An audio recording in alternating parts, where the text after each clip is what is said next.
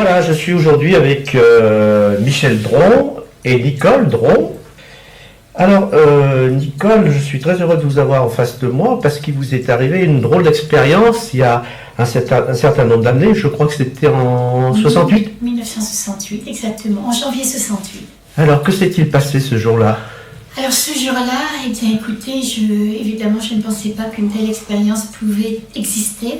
Eh bien, au cours d'interventions chirurgicales, puisque j'ai mis au monde 3 semaines auparavant ma petite fille, j'ai fait une très très grave hémorragie et donc je me suis retrouvée à l'hôpital pour juguler cette hémorragie. On a dû me faire une hystérectomie et au cours de cette opération, eh bien, je suis sortie de mon corps et c'était le début d'une aventure extraordinaire.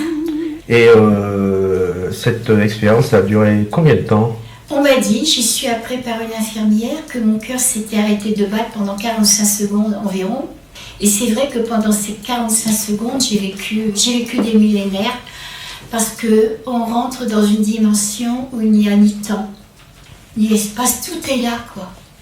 Tout est là. Mes premiers souvenirs débutent alors que j'étais au plafond.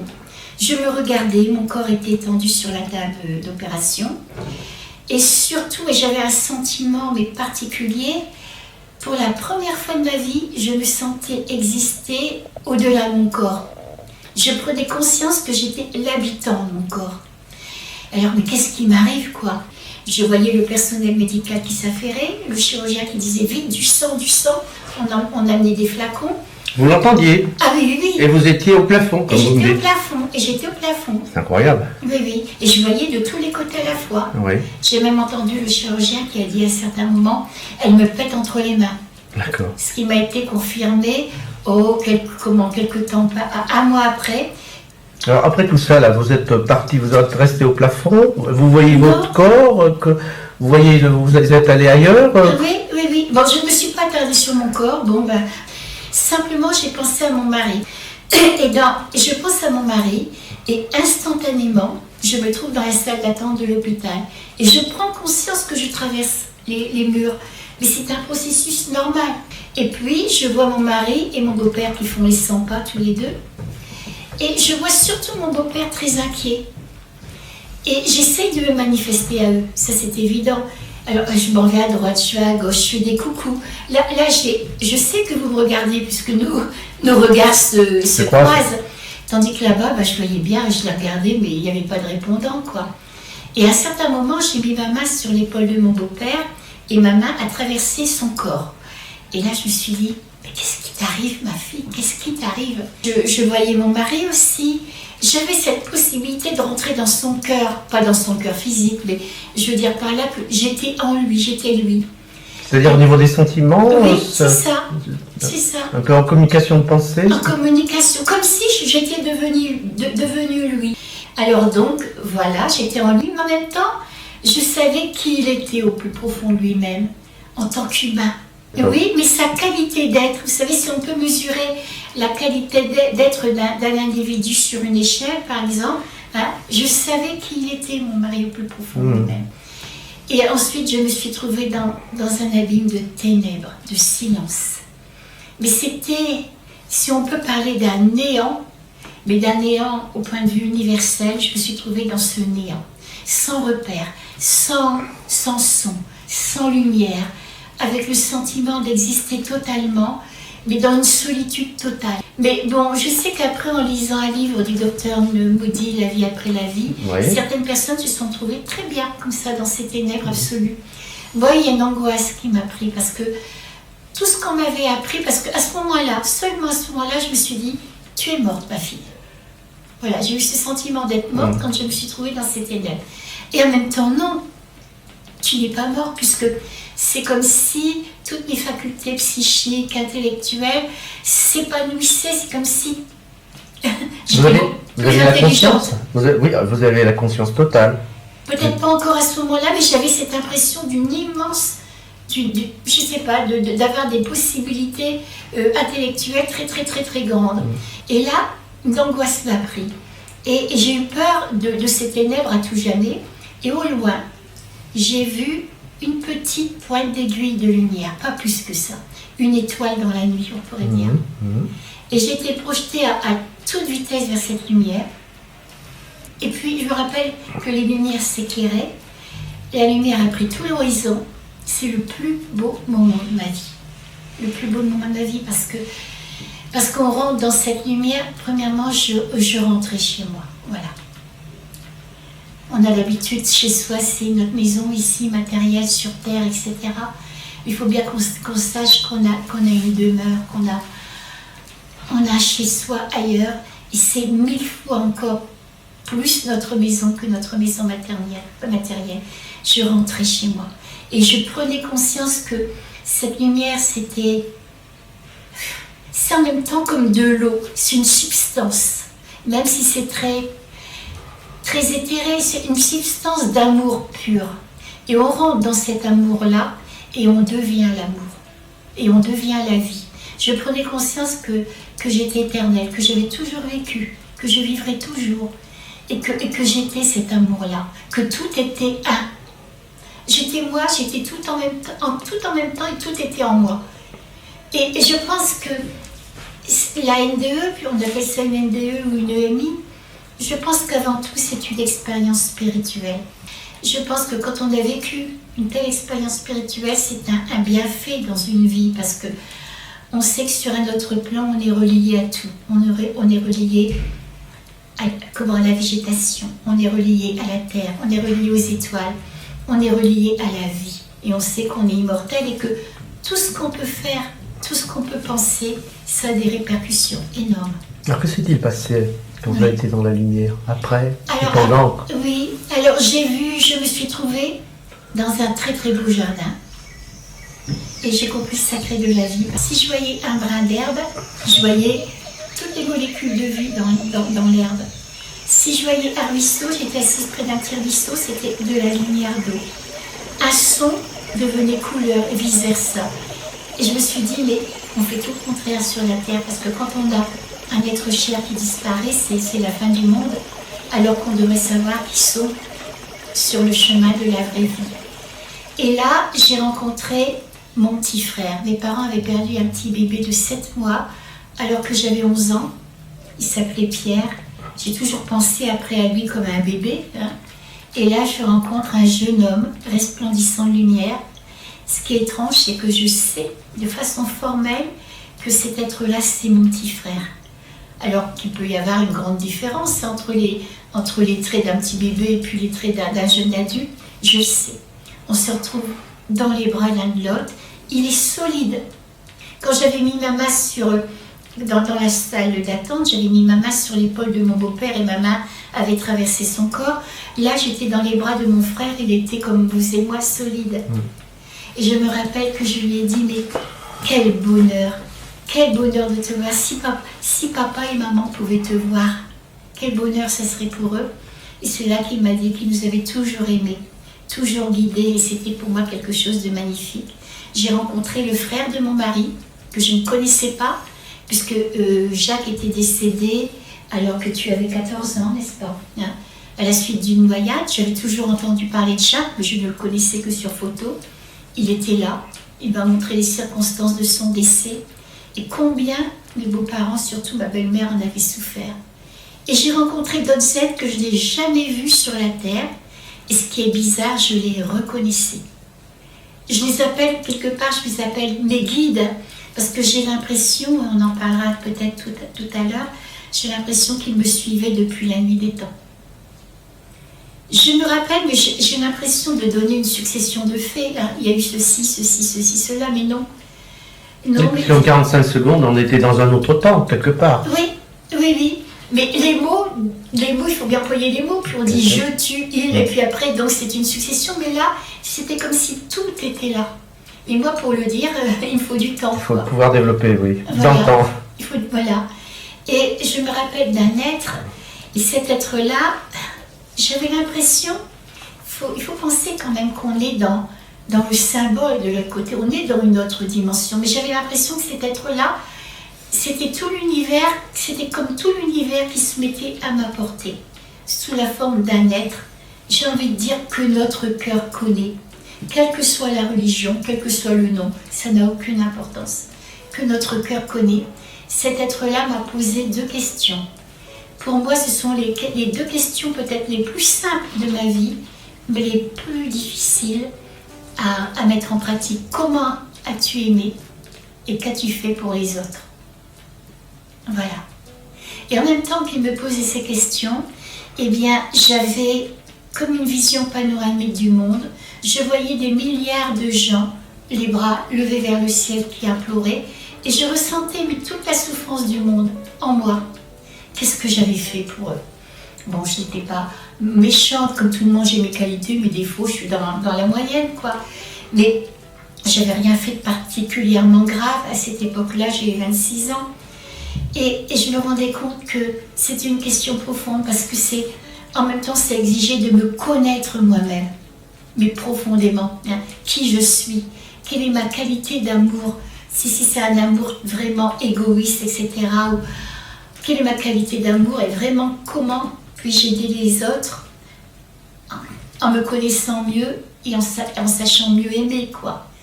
Et donc je voyais tous ces êtres-là qui souffraient, et je comprenais que j'avais peut-être ma petite part à mettre pour, je ne dis pas pour faire évoluer parce que ça peut paraître prétentieux, mais pour aider au moins les gens. J'ai vu toute ma vie à l'envers, de mes 26 ans à ma naissance. Alors c'était bizarre, je suis obligée de l'expliquer comme ça, parce que tout en étant une personne, c'était comme si j'étais 2 personnes. Alors je dirais la Nicole normale, avec ses qualités, ses défauts, etc., je me revoyais, jeune maman, je me revoyais fiancée, je me revoyais étudiante, je revoyais avec mes parents, j'ai revu une dispute avec maman, vous voyez, tout simplement.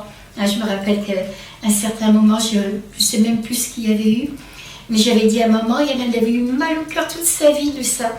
J'avais dit à maman, oui, tu vois, je préfère ma tante Gilberte que toi, parce qu'elle, au moins, elle me comprend. C'était des petites choses de gosse sans méchanceté, quoi. C'était une petite vengeance toute bête. Et maman, j'étais dans son cœur, et je voyais la peine que je lui faisais. Et toutes ces petites choses-là d'enfance, ma première poupée, mon petit chien, quand j'allais chez ma grand-mère, tout ça, c'était là. Mais c'était comme un jeu de domino. Ce que j'avais été, ce que j'avais repensé, tac, je voyais tout ce que ça me faisait en moi, mais toutes les répercussions autour de moi. J'étais moi, puis les autres en même temps. Et en même temps que ça, j'étais moi, comme si j'étais moi, mais sur un plan supérieur, on pourrait dire sur le plan du soi ou de l'âme. Et j'étais capable de me voir tel que quelqu'un d'autre me verrait, s'il n'était pas pris par des sentiments d'amour pour moi ou d'amitié, etc. Vraiment dans la vérité pure de moi. Et donc, j'étais capable de voir ma vie, qu'est-ce qu'elle aurait dû être. Non pas, je ne me jugeais pas, mais c'est évaluer ma vie par rapport à ce qu'elle aurait pu être si tout le temps j'avais vécu dans l'amour, quoi, et dans la sagesse. C'est une sacrée leçon d'humilité, ça, parce qu'en même temps, on se voit tel qu'on est. Parce qu'on est toujours très indulgent pour soi-même, finalement. Voilà. Et puis il y a le mental qui peut tromper aussi. On se voit d'une certaine façon alors qu'on n'est pas tout à fait comme ça. Exactement. Tandis que là, on ne peut pas se tromper. Absolument. Là, vous étiez dans une forme de vérité. C'était l'amour, mais l'amour véridique. Et puis, voilà, tel qu'on est.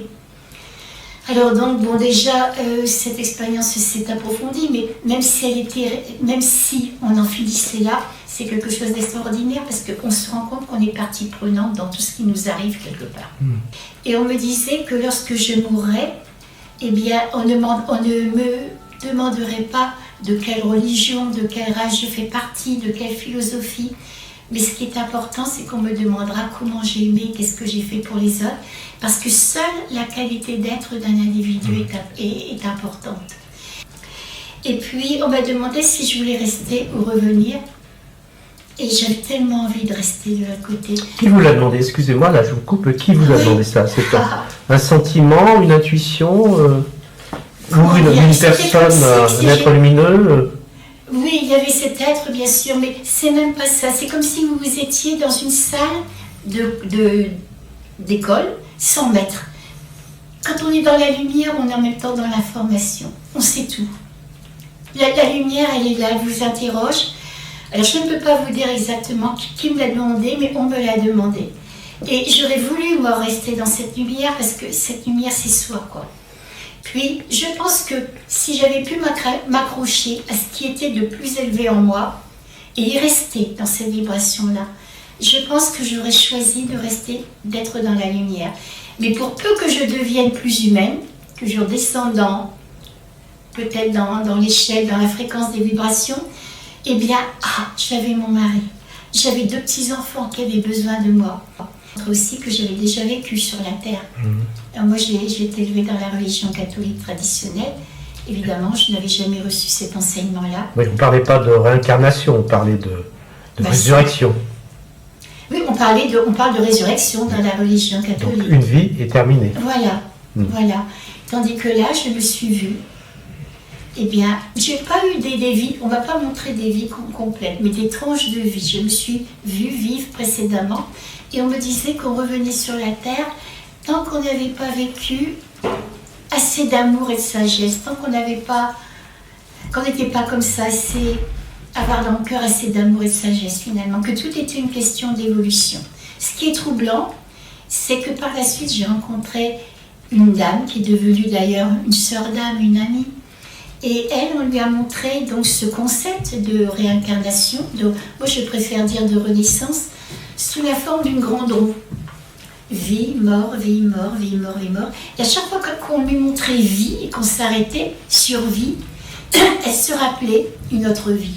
Et quand elle s'arrêtait sur mort, elle se rappelait l'intervalle entre 2 vies. Et à un certain moment, elle a vu la main sortir de la roue et on lui faisait comprendre qu'à un certain moment, grâce aux expériences de la vie, eh bien, on pouvait sortir de cette roue-là. On me disait que le Christ allait revenir sur la terre et que c'était imminent. Mais le Christ, dans mon expérience, c'était pas seulement l'homme Jésus dans la religion catholique. On me disait que c'était la plénitude de Dieu dans l'individu, quelles que soient les religions. Parce qu'il faisait partie de nous. Voilà.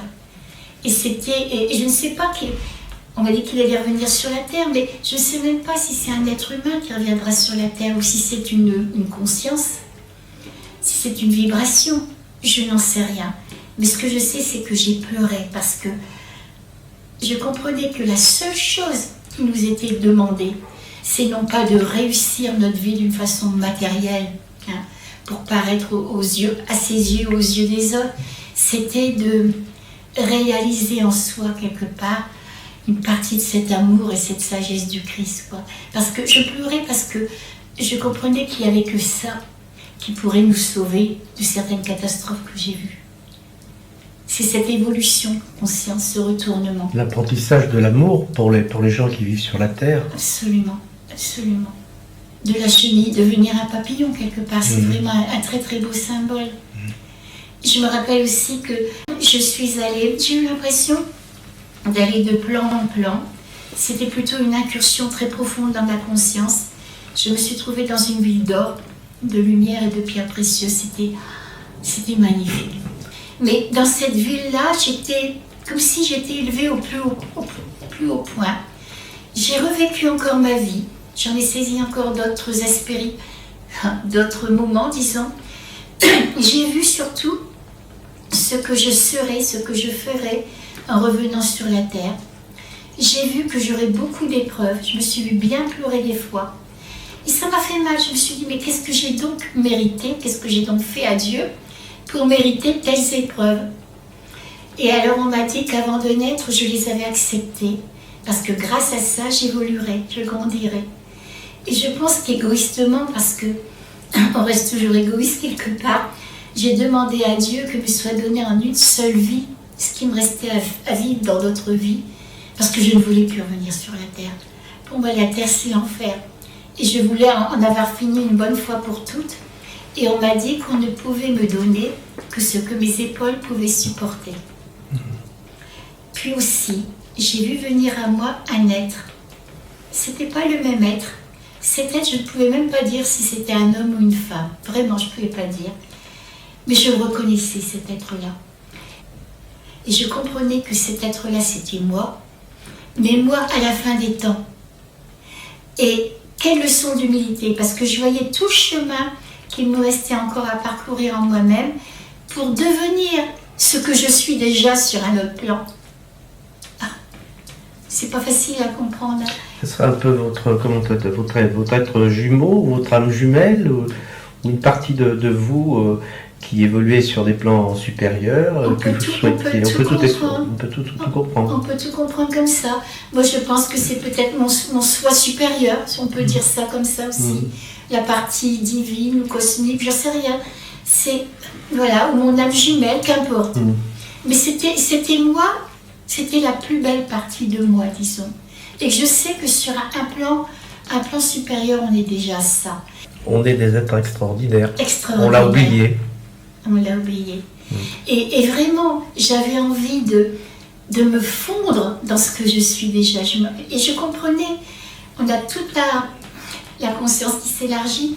Je comprenais que finalement, eh bien, toutes les épreuves eh bien, qui sont là, nos souffrances, ce sont des choses qui sont là pour nous aider à acquérir plus de tolérance, peut-être plus d'amour. Finalement, les obstacles, c'est quelquefois nécessaire pour avancer. Écoutez, Michel et Nicole, je vous remercie de ces témoignages qui sont très émouvants et très forts. Je pense que ça intéressera énormément de personnes autour de cette vidéo. Et je vous dis donc à bientôt. Merci Gilles.